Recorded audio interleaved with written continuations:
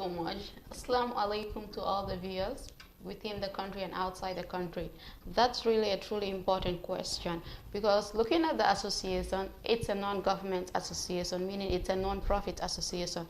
As such, it is a requirement that any member that joins the association will contribute a monthly contribution of $50 because we all know that we can't be relying on donors all the time. But again, the association needs to come up with initiative either by embarking on fundraising activities, monthly contributions. These are things that will help us ease the work and the aims and objectives of GAMFEM as an association. And at the end of the day, we'll be able to reach out to as many people as even in the most remote areas in the country, because currently we have a project that we are targeting the elderly women in the country whereby we're giving out praying gowns for them, because many a times it's not like people don't really know what is expected of them in terms of the way that they're supposed to wear the hijabs or the proper gowns that they need, but it's due to financial constraints. It's not like they don't really know what is expected of them as a Muslim, but if you barely have anything on the table,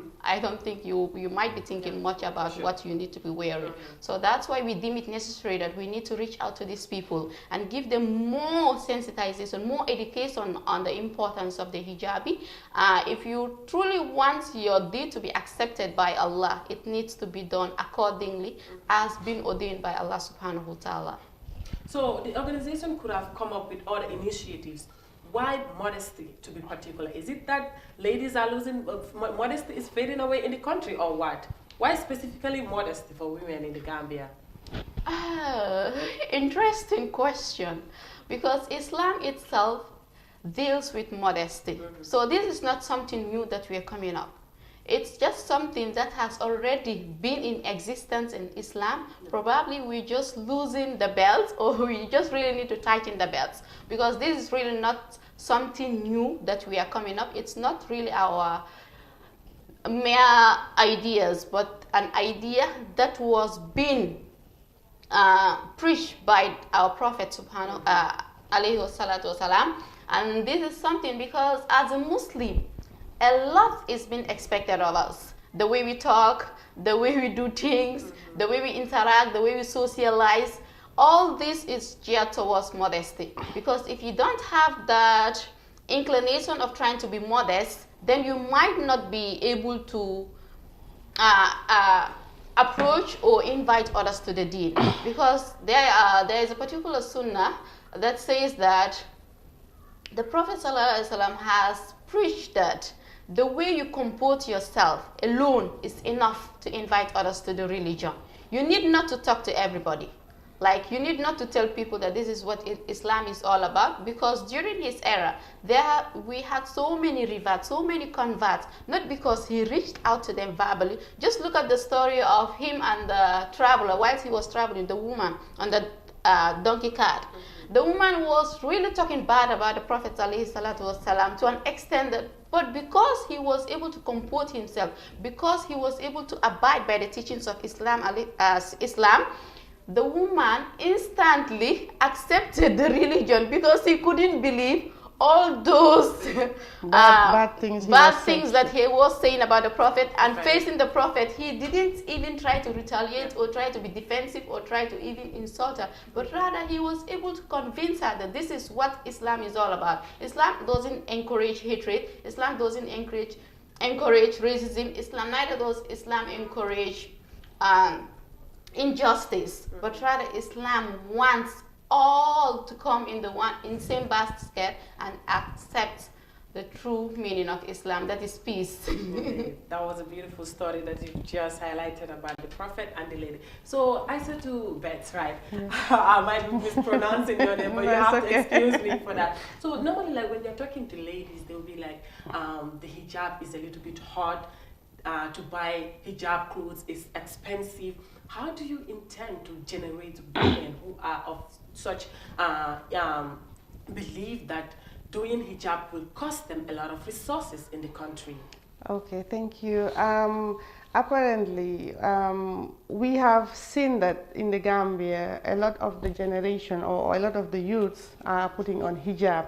but the hijab they are putting on is like more of fashion or half hijab and all of this. And the hijab has a description how it has to be wear.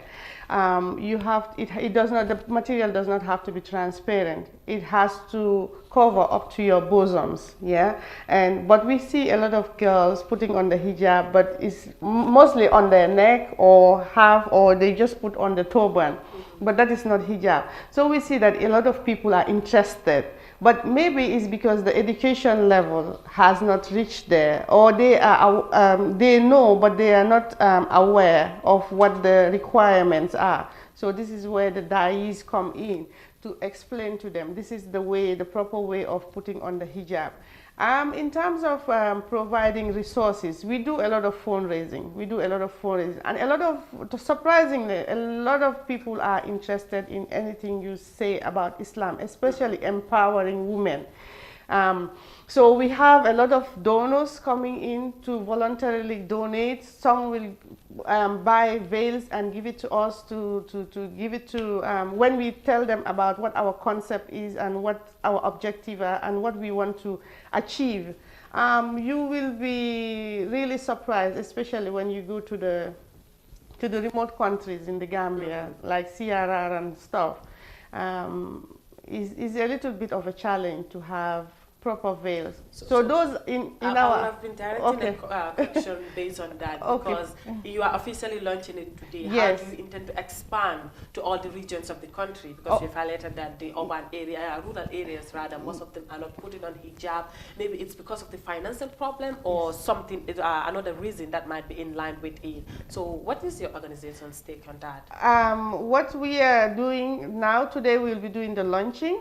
Once we do the launching, people will be aware and know what the aims and objective of GAMFEM is, Great Ambitious Muslim for Education. And based on some of the plans we have, we are going to have outreach programs. So we are currently here. Basically, we have done some adverts today during our program. We will be donating veils to young people who have reached us. Some are reverts, some are already putting on the veils. Some have not put on the veil. They are just going to start putting on the veils. So we'll be happy to give them the veils.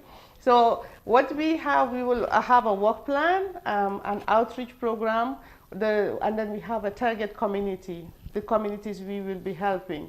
Right? We are helping some madrasas with Qurans, with veils, with a lot of things, and even personal hygiene for women. All of that is involved in some of, so it is inclusive, inclusive of everything, because the woman is the builder of the community. Once you fix the woman, the community is fixed. So this is why we are, and to be a member of the organization, as of 15 years, you can be a member of GAMFEM. Wow, that's yes. So but I think you could have reduced it from maybe 5 to 15 or even 100. As far as you are targeting women, you should nap them since from their tender ages, right? That's because right. some of us can be very stubborn, you know? We can be really stubborn. So she made mention of making awareness raising programs, going to rural Gambia to at least inform those living there about the organization's intention. In the long run, what are some of the challenges do you think you might be encountering? Well, because this is a religion and focusing on women, to be specific, we might face some men. I'm not saying that they might sound negative, but we know that irrespective of the gender, we all need to know our deen. For sure. But women, because like C made mention, we are the ones that are staying at home. We are the ones taking care of the children. So it's like we are the core of the family. So if the woman is being educated on the deen, she'll be able to bring that child up that she's supposed to bear and bring it in accordance with the rulings and the teachings of because Islam. Normally we spend most of our times with our mothers, our fathers, because they are always at work, either busy traveling, blah blah blah. So many things, exactly. Sure. So how is one going to join the organization? What are some of the criteria that they need if they want to join the organization? Okay, if you want to join the organization, you can be, like I earlier said, from the age of 15 onwards. it doesn't matter how. You can be part of the organization. But to be part of the organization also, we have different categories. If you are financially stable and you can afford it, you will join the organization by paying a subscription of $50. This is a monthly subscription. But we have other categories as well, like the new reverts. But because this is a organization that is charity, is fi sabilillah. So whatever you put, even though there are others that we say you don't fall in the category of paying, they want to pay because they said they want to get the reward of dressing somebody, you know, in the hereafter. Sure. So they want to get that reward. So based on that, they voluntarily do a contribution of $50 per month. So we have similar organizations in the Gambia operating currently. They will provide hijab for women. Is your organization willing to partner with them to foster effective work in the country? Yes, we are. That is why we are launching today, to tell everybody, all the existing and those that are not existing, that we are here. This is GAMFEM, and this is our objective. This is what we are working on. And we have invited also other organizations, sister organizations that are working in similar agendas. So in that regard, we are like sort of telling them, we are here, is a new birth. Yeah. We are here, so we are ready to work with anybody who is having the same objective to work with us. And then we have already also registered with the Supreme Islamic Council as well to be part of those organizations that will be having the same objective like us. I'll come back to what we are saying, like men might feel left out because most of these organizations that I've seen or heard of are concentrating focusly on women. What about men? What are we doing to also help them? They're also part of the society. And of course, a woman alone cannot rule the house or any other community, but they need men as well. In most cases, they are the ones heading us, so they need to know the deen as well. Yes, I can't agree less. But the reason why we're focusing on women is because women are the drivers of change. Yeah. Men can only become or can be implicated or used or instigated if he has the backup of a woman. Like a man can only do otherwise if a woman is willing to play along. Yeah.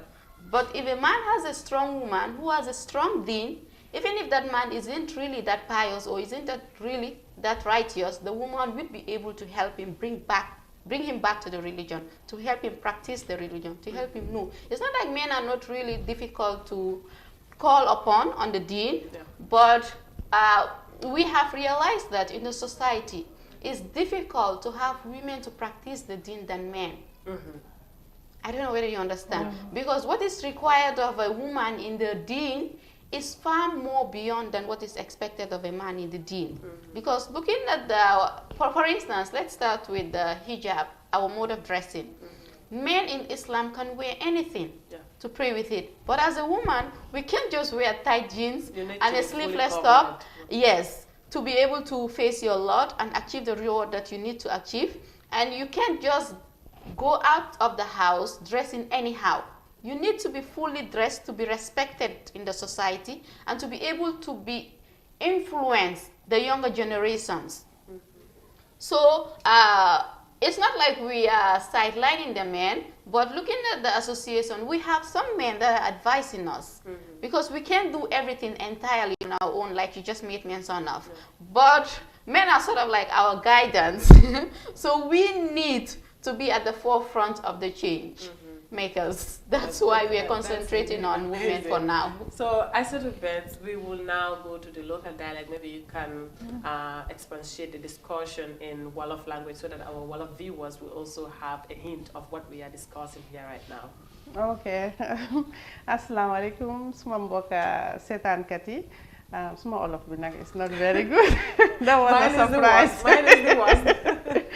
So tey lu ñu fi toogal mooy pour wax leen ne dafa am organisation bu ees bu juddu bu tudda GAMFEM. GAMFEM mooy Great Ambitious Muslima for Education.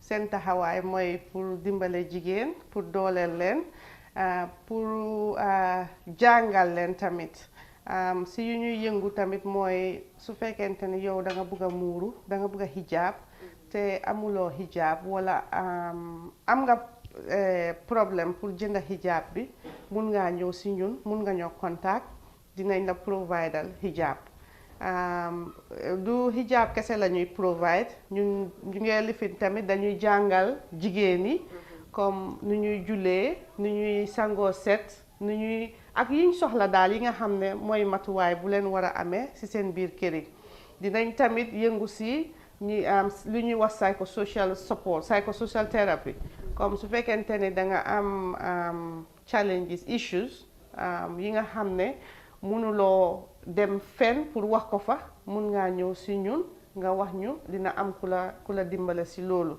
am nañ si suñ biir ay ustaas yu bari ay daayaat ay daayis am nañ tamit ay social therapist am nañ ñu bari daal ñu xarañ ñu màcca si seen yëngatu ak lu ñuy def yu bari so pour wax leen ne mbootaay bi organisation bi mu ngi on te ñëpp mun nañ see gis seen boppa ku am xale lu tax ñu jël fukki at ak juróom xale bu am fukki at ak juróom ba mag bu am téeméeri at ak dara mun na cee bokka because foog nañ ne foofu mooy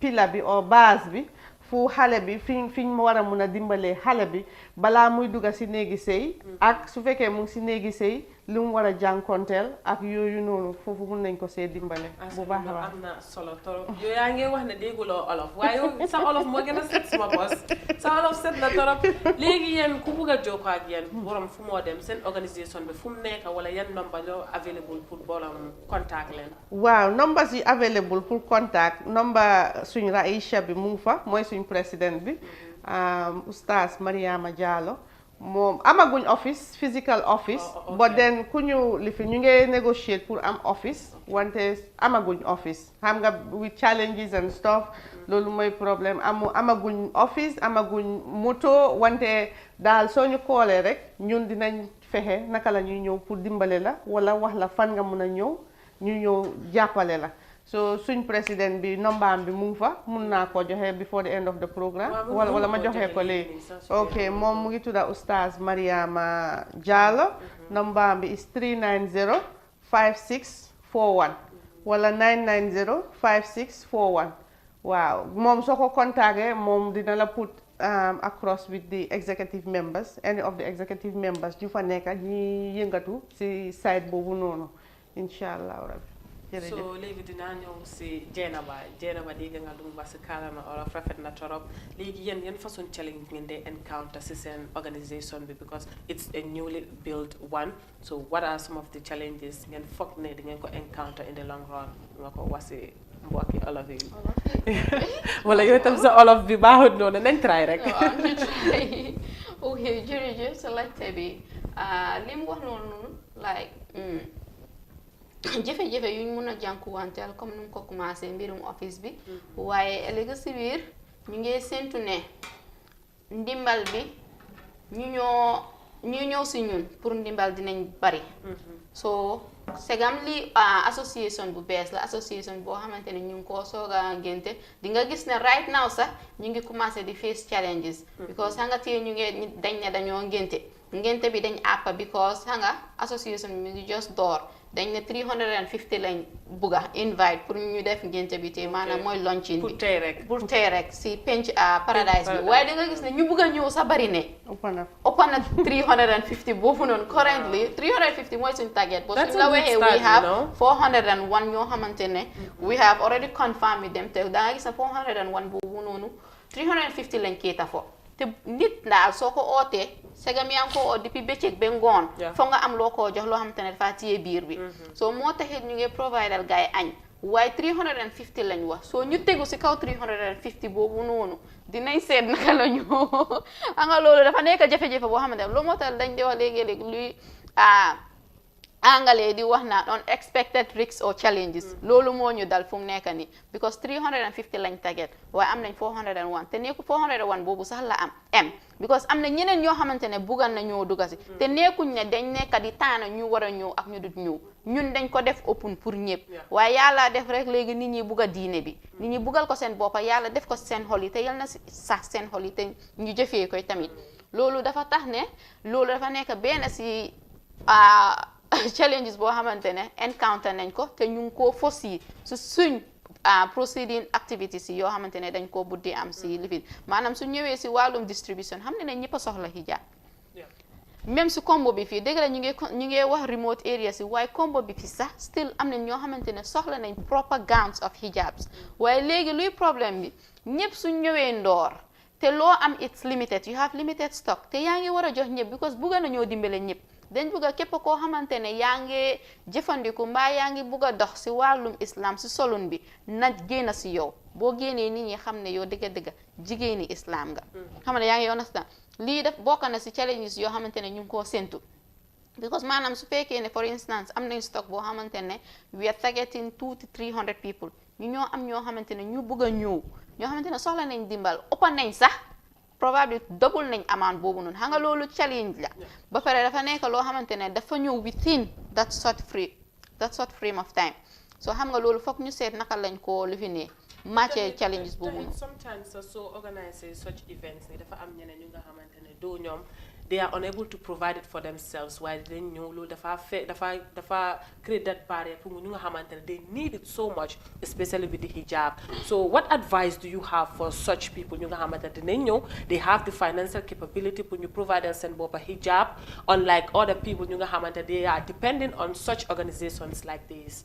loolu laajte bu ama solo la moo taxee ñun suñ organisation doo ñëw rek nga ne ñu ne danga soxla ndimbal ñu jox la foog ñu def ay gëstu because ñëpp a bëgg a ndimbal comme nu ko anglais da waxee capitalism minded people fii ku fi gën a am xaalis moo la gën a bëgg a xaalis so da ngaa gis ne am na ñoo xamante ne am nañ xaalis financial means bi pour jënd proper hijab bi waaye tamit nekkul ne dañoo deny gaay up front waaye dañoo sox ñoo xamante ne ñoo ko gën a yelloo xam nga yaa ngi understand because yow ñëw nga comme for instance man su dee tey jii ne am naa benn gown bii nii xam nga mun na maa yóbbu ay weer waaye am na koo xamante ne sax amut sax loo xamante ne bu ko solee nit ñi dinañ ko yelloo foog ne moom si diine bi lay yëngatu kooku la ñoo prioritize based on the needs based on the scarcity needs bi mooy tax ñu jox moo tax duñ dee rek joxe ndimbal boobu noonu fii képp koo xamante ne jox nañ leen ndimbal dañoo dem ñu seetaat situation because léegi nit mun naa ñëw mu ne la lii laa soxla awma lii ak lii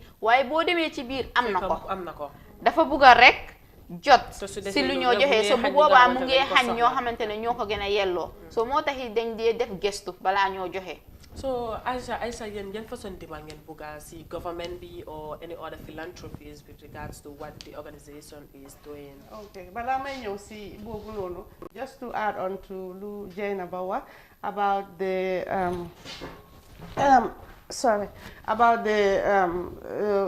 investigations or what we do normally ñun dañ expect ne borom kuy ñëw pour wax ne dama soxla ndimbal will be honest enough because da ngay gis ne like some of the times when we were doing the interview dañ koy wax ne this is for the less privileged and those financially struggling te si biir diggante bi gis nañ ne some women are very honest dinañ la respond back ñu ne la ne déedéet I don't think I fall in this category jox ko people who needs it so definitely ñun foog nañ ne Gambia bi people are nit ñaa ñu ngi change and they are aware and they are fearing their Lord because they are trying to be very truthful so I think that is a good start for the challenges as well ñun lu ñuy soxla ndimbal mostly obviously we want to have our own office our own place and then we want to have vehicles to be able to do our outreach activities. So da ngay gis ne currently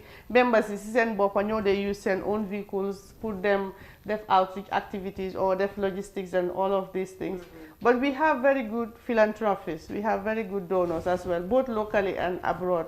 So we want to say a very big thank you to all of our donors, because it's not really easy. You can take your money and lavish it to any other activities, but through dina ñëwé oté ñi ci uyu du dé bari wante sante yalla ñun buñ oté ñu bari ñëw nañ uyu ci nañ ñu te ñu ngi leen di gërëm di leen sant soxla nañ leen torop ñoom because luñ war a sol la so ñoom ñoo ko ñaw bu leen fàtte gaay bala gaay di ne ñu ne Aïssa ak Jeynaba dem nañ foofu ne waxuñ foofu suñ tur yi sax suñu ooyee duñ dem I know so ñu bëgga ñëpp daal ñëpp nañ ci gis seen bopp koo xamante ne li ngay yëngatu rek loo xamante ne yow mun nga ñu see dimbale mun ngaa ñëw forward ñu collaborate then ñu jokkoo nekk lifin liggéey together. Yeah. So, Jeynaba, you are young, you're beautiful, and part of such an amazing organization. Right now, Sister Yulaneka at the center, what advice do you have for them, including myself here?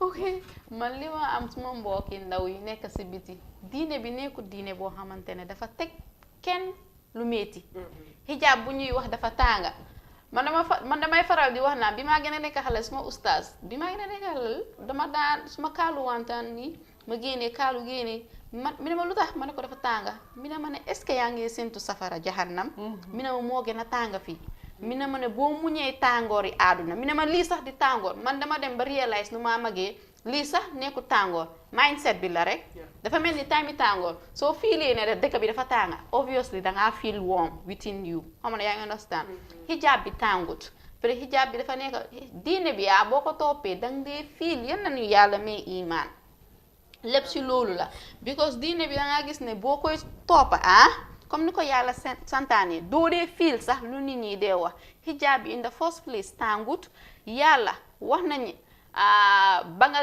gën a nekkee ndaw la soxla sa jaamu because comme yu bari gis naa fi suma mbokk yi ndaw yu bari yoo xamante ne dangaa dégg ñu naan su ma demee ba sëy mbaa bu ma demee ba aaga defi xam nga ñaata nit a nekk si grève bi ñoo xamante ne loolu lañ waxoon nañ ne suba bu ma demee ba sëy lay kaalu bu ma demee ba aaga stage nangam lay kaalu bi ma demee ba aaga stage nangam dama setul practice diine but the thing is tomorrow is never guaranteed to us man mënuma guarantee suma boppa ne sax programme bi suñ ko jeexalee dina aaga fi ma war a aaga because malaykul maut is calling every time because comme ñu ko daawakat yi dee waxee malaykul maut every day dafa ñëw si këri nit ñi 5 daily time prayers bu nekk dafa ñëw so your 5 daily prayer bu ñëw xëj na balaa 5 o'clock or 2 o'clock prayers man malaykul maut ñëw jël si ma so man bu dee nekkuma commencé wu ma di toppa nekk di dox si mbirum islam yëngute islam su ma demee lan laay am pour la yokk suma borom